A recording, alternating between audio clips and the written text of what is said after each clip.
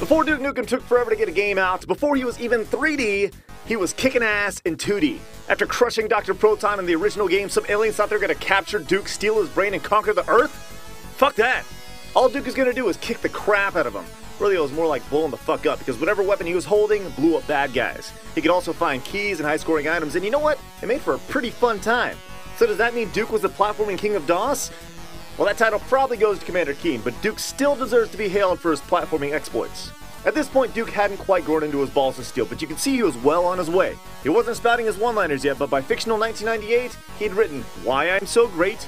He needed metal bands to contain his manly biceps, and those guys who thought they had the next great weapon should have known they were in trouble when all Duke did was talk shit.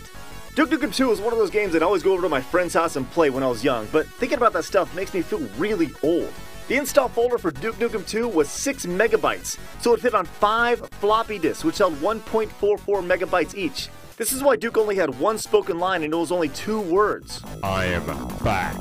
And that dude is definitely not John St. John. It's probably just some random dude around the office who's trying to do his best Arnold impersonation. Now get this, the flash drive I hold in my pocket right now is 8 gigs. That's 5,555 times the amount of a single floppy disk could hold, or about 1,300 copies of Duke Nukem 2.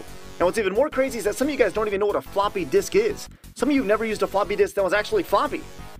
And now I feel really old. Damn. So what's the moral of this whole story? Well, Duke was awesome, even before he went 3D.